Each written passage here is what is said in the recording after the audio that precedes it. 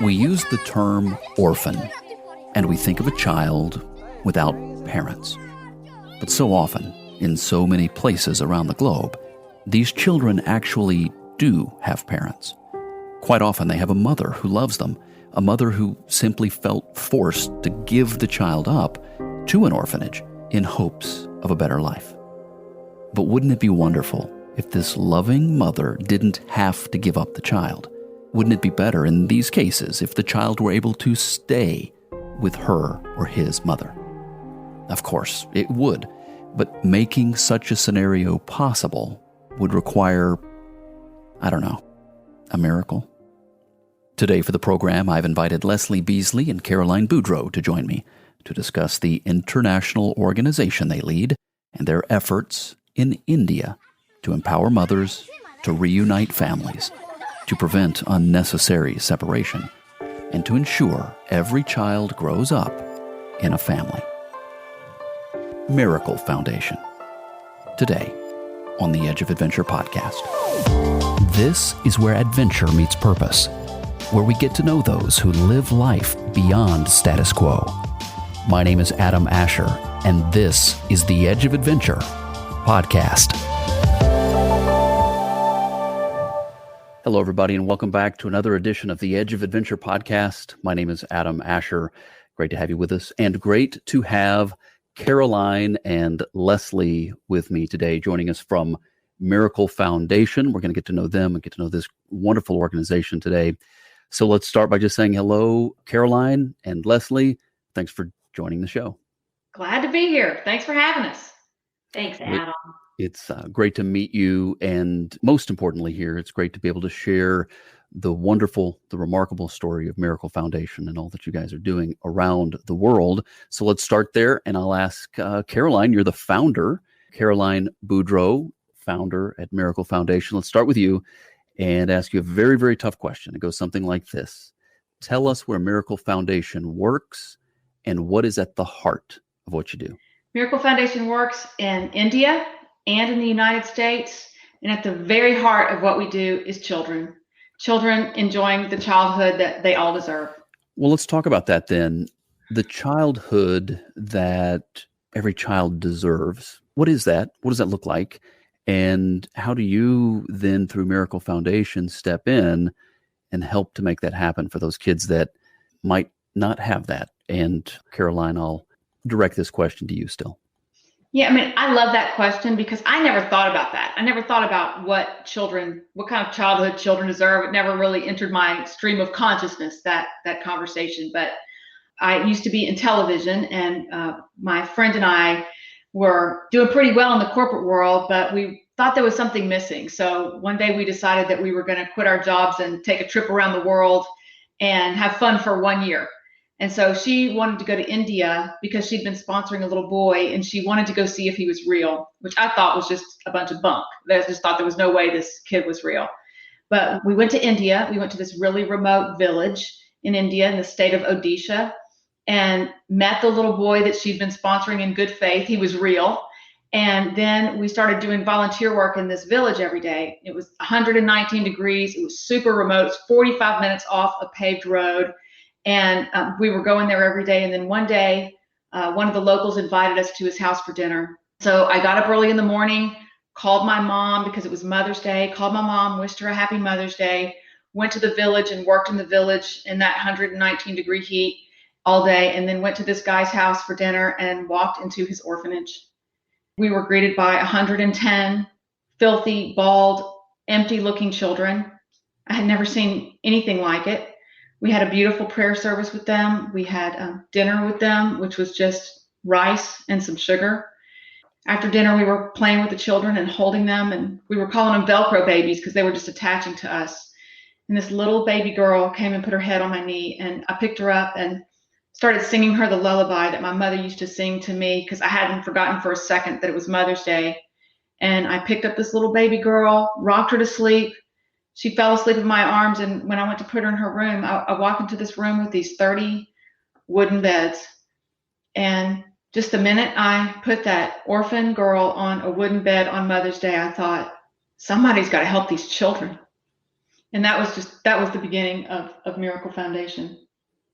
Well, I have to say, when I hear you say somebody has to do something, something to that effect, that right there is the sentiment that I hear over and over when I talk to these great people like you two that are doing these great things around the world and doing what they can to make a difference. And there is that moment in time where you just realize something has to be done, and that something is going to require something of me.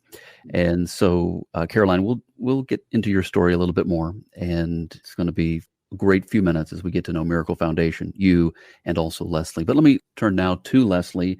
Leslie is the CEO, and Leslie, I think you've been there about 3 or 4 years as CEO, but you've been with the organization for longer than that. What drew you to Miracle Foundation? Well, Caroline and I have known each other for many years. And about 18. Yeah, about 18 years.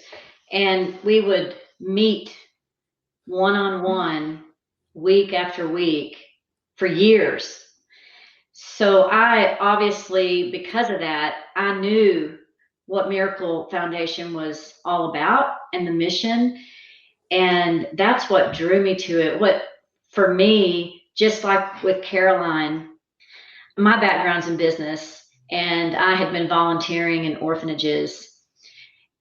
I will tell you that I went to a lot of orphanages, and it's hard to find what people would call a good orphanage. I visited many bad orphanages, and when I say that, the orphanages for most children that are growing up around our world in orphanages in the United States, oftentimes our pets are in better conditions. So because of that experience, I decided I'm going to put my business experience together with looking at orphanages, and I'm going to come up with a great model to have the best orphanage for kids. So I went to Uganda, and I started touring these like good orphanages. And along the way, I was sidetracked. A friend said, I have one thing that's not exactly on your mission right now, and it was in a refugee camp. And I went into this refugee camp, and there were about 200 women, and the drums were I just could hear drums beating, this rhythmic African drums. And I walked into this group of 200 women, and before anybody said a word, they just started dancing, grabbed my hand and started dancing. And this moment was one of those moments, Adam, that you're talking about that changed my life, because we danced for about 45 minutes. And then once we were finished, which I've never done that before, one of the women said to me through a translator, now that we have celebrated each other's presence, now we can sit down and talk. And in that moment, I started talking to a couple of these women, and most they'd been displaced from northern Uganda. The vast majority, well, all of them had been raped. The vast majority had children. Many of these children were as a result of the violence of the rape. And because their families felt like this was a curse, they could no longer stay home. So they had to go now live in this refugee camp. So it's the kind of stories that you want to just curl up in a ball. I would want to curl up in a ball and not go on. And so what inspired me was the resiliency of these women. And what changed for me was realizing that these women would do anything for these kids. They'll sacrifice everything for these kids. And what I realized is we don't need to separate these children from these single moms, no matter how poor, no matter what. The best place for this kid is with a fierce mom who will do anything to take care of them. And my worldview changed. And I realized at that moment, it's about empowering these women to take care of these children, as opposed to making a great orphanage for where kids can live. That's the voice of Leslie Beasley. She's CEO at Miracle Foundation, and also with us today, Caroline Boudreaux, the founder. They're both with us today, and it's great to have them on the show. and great to get to know them, their hearts, and then also the heart and the soul of Miracle Foundation. Caroline, how do you empower these women such that they don't have to say goodbye to their kids? Yeah, there's two things that you have to do. Number, if you want to make sure every kid has a family, which is what we're all about, we're trying to make sure every child grows up in a family. You have to reunite children that are in orphanages, transition children from orphanages into families, and with these tiger women that are their mothers. You got to reunite them. So that's what Miracle Foundation does. And then the second thing you have to do is you have to prevent them from entering the system in the first place. So in India, and globally, those are the two things we do. We reunite children with their families, and we prevent them from entering the system in the first place. And since Leslie has such a business background and so much work in the United States, when she joined us, we started working in foster care. So we started taking these same ideas and applying them to the foster care space. So we connect the U.S. foster care system as well. And Adam, one fact that I would say the vast majority of the general population, they don't know, is that 85% of children that are living in orphanages around the world, the entire world, not just where we're doing our work, have a living mom. In most cases, it's mom or dad. 85% of what we call in the world orphans have a living parent. And in most cases, it's a single mom. It's kind of mind-boggling because we think, wait, I thought an orphan didn't have parents. But usually it's poverty, they can't feed them, or they feel like they can't educate them. And again, a mom's going to do the absolute best for their kid. So if they think they can get a better education in an orphanage, or they think they can get 3 meals a day, then that's what they'll do. So the question is, why wouldn't we empower that child to stay with the family through education and food instead of separating them? This is like a systemic change, trying to sort of change the way that maybe we instinctively think about caring for orphans, or what we term as orphans. How are you going about that, to actually retrain the people to think differently, and also to offer them then the opportunity to say, okay, here's how we can help, such that you don't have to give that child up? You have to do several things. First of all, you have to change the narrative. You have to make sure that people understand that orphanages are not the best place for a child, that really children belong in families. And I have to say, in the last 3 or 4 years, we have seen a sea change in people understanding that orphanages are not the best place for children. Children belong in families. That narrative has changed. The next thing you have to do is you have to change the approach. So you have to train the social workers, the gatekeepers on the ground. When a child is being separated from their family, when a father dies or leaves and a mother's single, and she's going to local government officials, she's going to local social workers to say that she needs help. So we need to train those social workers. So we train thousands of social workers every single year in looking for ways to keep families together, as opposed to looking for ways to rescue a kid. So how do you make sure that they stay together? And that's the work of changing the approach, which is training the social workforce. And then, of course, you have to educate the people on the ground. You have to educate the community so that they know when a father dies or leaves. They know long before that children ever have to contact a social worker. So training people in the community to help and pay attention. So it's all this great work of really empowering people on the ground, training people when we know better, we do better, and then empowering women on the ground to keep their children. Leslie, tell me about the wonderful staff, the people that work with Miracle Foundation here and elsewhere to make this happen. Are you proud of the people you work with? Yeah, that's just almost like, I feel like an understatement. We're so proud of this staff, because the staff that's on the ground making this happen day in and day out, on both sides, on the US and in India, we have teams on both sides. We call them, they're the heroes, just pouring out because they want to do something bigger than themselves. They're going to stand with these kids. We just had one of our team members that hit her 9-year anniversary and has lots of different opportunities. And one of the things that she just keeps digging in and saying, I'm not leaving these kids. I'm going to stand with these kids. We're committed in our lifetime to end the need for institutional care. So that's our goal. is to, put ourselves out of business, is to end the need for institutional care. And the staff, they're so passionate. And, a lot of people could go and work in corporate America and make more money. But this is a team of committed individuals who will not give up on these kids. And it's inspiring. It inspires me. It inspires Caroline every day. This is the Edge of Adventure podcast, and I wanted to take a quick minute to say thank you. This program now has listeners all around the globe, from Northern Ireland to the South Pacific, and it's been great to see how the Edge of Adventure is now reaching more and more people. People like you who are called to a life of adventure and purpose. Just recently, I found out that this podcast was among the most listened to in Egypt. What an honor. So I think to that I must say, Shakuran Jazilan.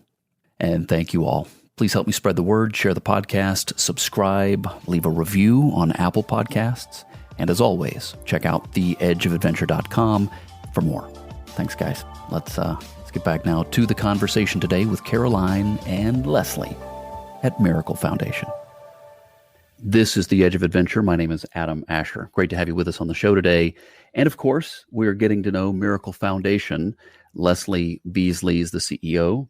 She's with us today. And also with us, Caroline Boudreaux. She's the founder. Let's talk effectiveness. Let's talk being able to track this. We think about the term analytics a lot. Can you look at this and say, okay, we know when and where it's working well. We know when and where we need to change something, so on and so forth. How do you measure the success of your efforts? It's a great question, and one that we're really proud of, because this is one of our foundational tenets of Miracle Foundation, is to have really ironclad measurement and evaluation. We have a methodology where we measure the well-being of the child. It's codified. It's based on the UN rights of the child. So we have social workers that go in and literally look at these measurements. Is this child getting what they need with nutritious food? Are they safe? Are they in a healthy environment? Are they letting their voice be heard? Do they have a voice in their family or in this setting? Just these 23 rights we measure. And so this comes into what we call our Thrive scale, and we're able to see, are they increasing? Children have rights. Are these rights getting better and better, or are they getting worse? So it's a real tight system that we have shared around the globe. It's trademarked, and we love sharing this with organizations and partners all over the world, because it's a very ironclad way to make sure a child is safe, and in reunifications that it can be a permanent placement. Leslie, you mentioned, I think you said 23 established rights per the UN. Okay, well, we don't have time to go over all 23. But if you were to generalize or summarize sort of the spirit of those 23 rights, what are the rights of a child? I mean, what do we think of and say, this child, no matter where they are in the world, has a right to this? Can I take that? Yeah. So this is my favorite subject. So in 1989, the United Nations got together and they agreed that all children on all continents had the same fundamental rights. Doesn't matter what country you are, religion, sect, caste, doesn't matter. You get the same fundamental rights.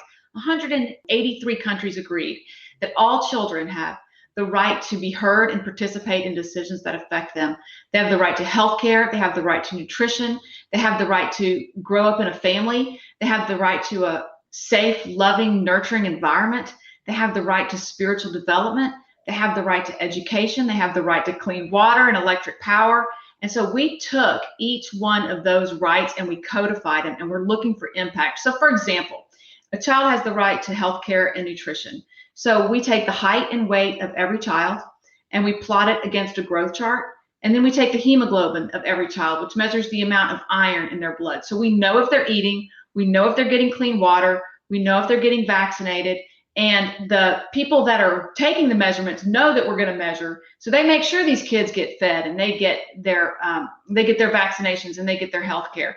And we do that for 23 different rights. So it's a pretty incredible way to measure impact, and it works like a charm. And by the way, don't think for a second that the children don't know exactly how much weight they have to gain to get on that chart. They know exactly what they have to eat. They know, because we're training them and talking to them about what they need. So all children on all continents have the same fundamental rights. You can't give them to them. They have to realize them. They have to be activated. You can't give them something that they already have. So that's the work of the Miracle Foundation and hundreds of other organizations that we work with. And Adam, I'll say here to dovetail on that, you heard her say the right to be heard, to express their view and decisions. And I don't know that many people, many parents, I'm a mom, know that that's a right of a child. And at Miracle Foundation, we make sure that kids know that that's their right to speak up for themselves. So we listen to the kids. We ask them, what do they want? And this whole movement to get children back in families is based on children, what they want. The very first thing they say when you ask a child in an orphanage, what do you want? What are you thinking about? What's important to you? Without exception, I want to be in a family. They want to go home. They want to be home. And I oftentimes will say that as just human beings, and we're thinking about this work, a lot of times people think of, those children, like other people's children. We wouldn't treat our own children that way, but we would treat other people's children that way. And this is part of the narrative change, is that the world's children are all of our children. We all need to stand up for these children because they need to have a voice and they need to have someone standing for them. So we can't just take care of our own little space with 2-3 children and treat them one way, but treat all children the same way. That's their right. Getting to know the Miracle Foundation today here on The Edge of Adventure. If you're just joining us again, my name is Adam Asher. Always great to have you with us. And my guests today, Leslie Beasley, she's the CEO, and Caroline Boudreaux, she's the founder. Both of these ladies are clearly very passionate about what they're doing. And clearly they have a love for these kids. So I'm going to ask you, Caroline, where does this love that you have for these kids, where does that come from? I don't think we're any different than anybody else. I think everybody has the same wants. I think all humans have the same wants. We all want to love and be loved. We all want our families to be healthy, happy, and taken care of. And we all want to make a difference. And so when Leslie met the women that were loving their children, even though they were products of rape, and I met children in an orphanage, we had our aha moment of a way to really make a difference in the world, to put ourselves out there to make a difference. And that's what we get to do every day. That's what we offer people every day, is an opportunity to do something with your life. And so, like Leslie said, other people's children, the future of philanthropy is really taking care of other people's children the way we take care of our own, and understanding that they all belong to us. So this is an opportunity to really give back and make a difference with our life and do something that really makes a difference. We both made money, not very fulfilling. It's so much better to help people have the childhood they deserve. It's a lot more fun. Leslie, regarding some of the locations where Miracle Foundation works, what do you like, or maybe I should say, what do you love about these locations? We do our work, as we mentioned earlier, a lot of our work and where we began was in India. And, this seems so cliche to say. I'd like to have a more clever answer, but it's the people. For me, it's these, number one, the resiliency of these kids that you meet, and just how clever and smart, and what they see, and what if you give them a chance. It's inspiring. And then the women always inspire me. So inspired by these women, and in these places where we work. In India, particularly, if you haven't been there, it's just full of color. The women wear a lot of beautiful colors, as even if you haven't been there, you've seen on TV. And it's just, I think that there's this message that when even living in the deepest of poverty and with so many strikes against you, there's this feeling of hope. And so whenever I get on the ground there where we're doing work on the ground, I'm super inspired by that. And then, we do our work in the US. Yeah. And it's interesting. Yeah, I mean, the first rung of the ladder of success for these kids in foster care is 10 feet tall. But once you get them on that ladder, they just climb. We're shocked at the resiliency of them and what they bring to the table and what they're willing to do to make sure they succeed.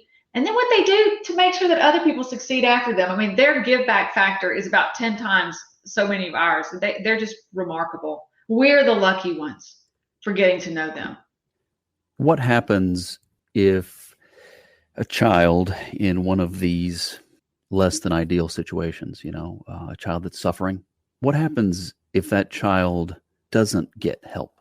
Yeah, if we don't take care of them in childhood, we're going to end up taking care of them while they're drug addicted, while they're in prison, while they're homeless, while they're on the streets, while they might be, making some danger. We're going to take care of people one way or another. So if you get them while they're children and while they're malleable and while they're educable and while they're, before the world gets to them, the difference is just unbelievable. So, I suggest this is the most upstream group of people you can support, is the most upstream way to make a truly big impact in the world. But, the statistics are not very good for kids that aren't cared for, that don't have a very good childhood, that the damage is generational. And so it's best that we can do something about it now. And so that sense of urgency is in us. You probably hear that in me and Leslie, that sense of urgency that we have to act right now every single day. Is what it's going to take so that we can prevent some of these problems down the road. That's the voice of Caroline Boudreaux, founder at Miracle Foundation. Also with us today, Leslie Beasley, CEO at this remarkable organization. Thinking of a couple of things now as we turn the attention to some practical questions. Use of technology. The world has changed so much. Well, it's changed a lot since last year, to be honest with you, but certainly through the years, times have changed. Technology, how are you putting it to use for good? Oh, I'm glad you asked that. I know, it's such your bailiwick. You're so good at this. So you're right. Technology is changing. It's changed so much in the last year, but it's just changing so rapidly. And what technology allows us to do is to have exponential impact. One of the things that we're doing on the global side is this Thrive scale that you heard us talk about, where we codified the rights of the child, 23 rights. We have put that into technology called our Thrive scale. So what happens is now that instead of like pen and paper and social workers on the ground or now trying to enter it somewhere, and it's just a very more slow process, now we have the capability to deploy this technology over the entire country. Right on an app. Right in the palm of their hand. And world. So we're just absolutely delighted about that. We're delighted that we live in a day and time where we can actually have this kind of technology. Because 20 years ago, when Miracle Foundation started, it wasn't even an option. Had to be pen and paper. But now the workers on the ground, they have something in the palm of their hand, some sort of device. And now they can just enter it, get that information. And what that means is more and more of the social workforce, like social workers, government employees, now they have access to this methodology. So now they know, oh, it's not in the best interest of the child to put them straight into an orphanage, which in the past, that was the very first option. So that's one. And then they have this very methodical process to work through. The data can be collected. So the whole thing is exponential. And then on the US side, we're deploying an app. It actually comes out like in about 30 days, that we are deploying an app for the foster care system. So Adam, we're talking about two sets of vulnerable children. And on the US side, they're not sitting in orphanages. They're sitting in foster care. And the issue in the U.S. foster care system is if an average child bounces from family to family and averages 7 times. 7 times. 7 times. That means every time they bounce, they lose 6 months of academic progress. Every time they bounce. Because they get behind, they might have to switch schools, they're disrupted, they're in trauma. And so by the time they've bounced 7 times, they're so far behind, it's really almost impossible to catch up. So this technology that we're deploying around the United States, and we're starting here where our headquarters is in Austin, we're starting in Texas, is the whole concept is to lessen that bounce. So that a child that's waiting to be reunified with their family and they're in foster care can be stabilized. So we're really excited about these 2 pieces of technology globally and locally. Ladies, have you found that working with the governments involved, whether state or local or federal governments, depending on the country, right? Is that a challenge? Is it a barrier? Is it going well? Yeah, one of the things about working with the government is you're really working with people. You're really just working with individual people, and political will is just a matter of convincing the people that are making the decisions on the ground that they're the heroes, really making them the heroes, listening to them, caring for them. We really haven't had that many barriers with the government because government signed that United Nations Convention on the Rights of the Child, and that's what Miracle Foundation is all about. They've agreed to that in writing. So we haven't had that much resistance with anybody because that's what we push. We push the rights of the child. They've agreed to the rights of the child. So we're in alignment. And I'll say too, there's an economic benefit. Yeah, that's right. To having a child in a family. It is 5 times. I mean, this is data, hard data, 5 times more expensive for a child to grow up in an orphanage than it is a home. So there's an economic case for the government too. So we're finding that they're motivated. Leslie, how are things in India? Our heart goes out to that nation in particular right now during the current crisis. I know that you guys are standing by them in a very special way. How are they doing? Your people on the ground there too. Yeah, it's awful. It's bad. It's awful. I mean, I think we are just heartbroken. We have staff all over India, and we have a lot of death within our own staff's families. They've lost mothers and fathers and cousins and uncles and aunts, and there's been a lot of suffering just within our own staff. There's a lot of children who are becoming orphaned because their parents are dying of COVID. Everything that you're seeing on the news and you're hearing about, it's real. We're meeting with our team in India via Zoom every morning, and these stories are real. It's hard. It's hard, but I think that there's always that optimism, and I think that's what we're seeing is that we get through the hard, but the day is coming, and we're going to get through this. But people are suffering, no question about it. We're sending relief packages with food to families who absolutely cannot get access to food. I mean, they can't. They're being told not to leave. They can't work. A lot of them are day workers. They can't work. There's no work. So they can't eat. And they're used to eating daily. I mean, like you buy it that day, you get your money, you buy it the next day. It's like, talk about hand to mouth daily. It's truly, I think sometimes for some of us, it's hard to imagine.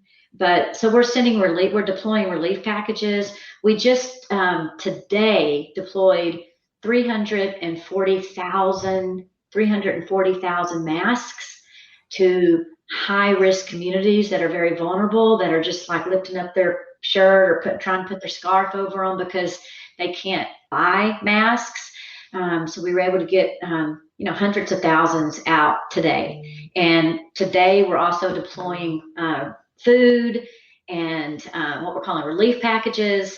And we also have hygiene packages that go with that as well to help them keep sanitized and from catching COVID. So to about 180,000 people. So we're really doing a lot of work with families that we've already worked with, families that are desperate. And so we're on the ground standing with our friends and family in India.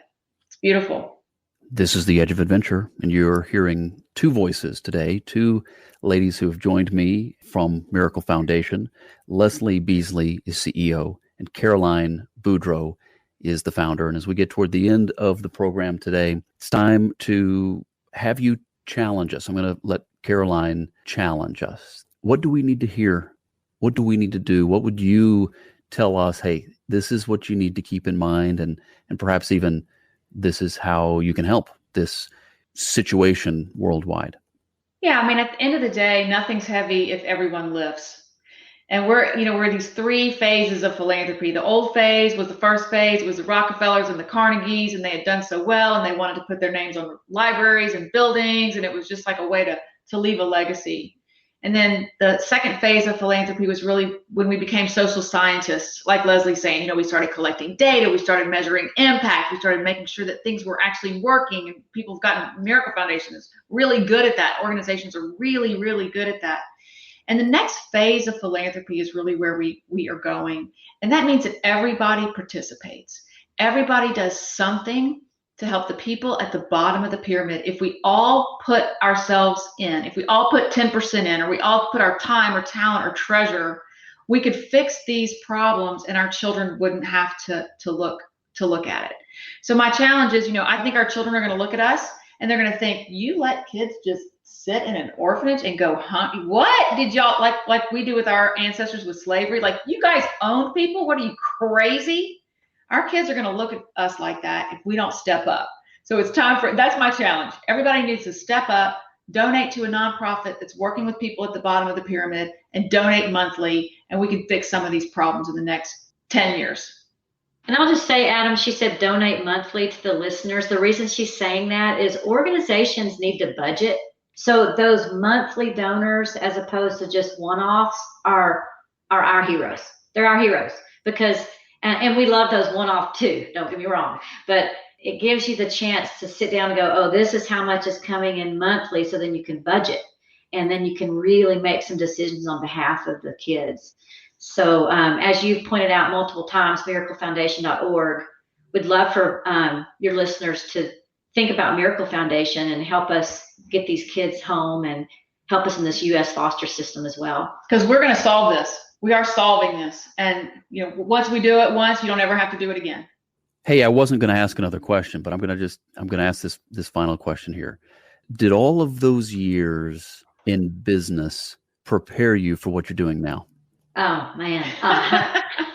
Yeah. 1,000%. And this is the deal. We think of business and nonprofits as two different things, but they shouldn't be. People who are really good at business need to be getting into the nonprofit field, because this is where we can solve these humanitarian issues. This is where we can really be a part of a bigger story. And those two things need to merge for sure. Complete preparation. The two of you separately, but also combined, that you're such a force to be reckoned with. I can see you running businesses. Yeah, I can see you running businesses, and I'm so glad you have this heart to contribute to the world in this way. And I know Miracle Foundation is blessed. The kids and the families and the moms that you guys have reached out to and touched and blessed in this way, it's a big deal. So on behalf of them, I'm just going to say thank you, ladies. It is making a difference. And thank you for what you do. And thank you for joining me today for the program. Appreciate you coming on the show. Thanks, Adam. Yeah, thank you for having us. So check them out, everybody. It is miraclefoundation.org. That's the website, miraclefoundation.org. My guests today have been Leslie Beasley. She's the CEO. And Caroline Boudreaux. She's the founder at Miracle Foundation. You'll find them all across social media. And of course, you'll find them at miraclefoundation.org, where you can get to know them. You can support them. You can, if nothing else, right? You got to at least do this much. Reach out to them and encourage them and let them know you see them and you see what they're doing and you appreciate it. So with that, we'll wrap up the show. Again, ladies, I appreciate your time. God bless you, and we'll talk again soon. Thank you. Thanks for having us. We really appreciate it. My name is Adam Asher, and you've been listening to the Edge of Adventure podcast. To learn more, log on to theedgeofadventure.com. And while you're there, check out the video series where we go off the grid to discover some of the great things people are doing all around the globe to make the world a better place. I call it my search for adventure and purpose. You'll find us on social media too. Just look for the hashtag #TheEdgeOfAdventure. Thanks for joining us. Always great to have you with us as together we aim to live life for something bigger than ourselves. This is The Edge of Adventure, where we go beyond status quo.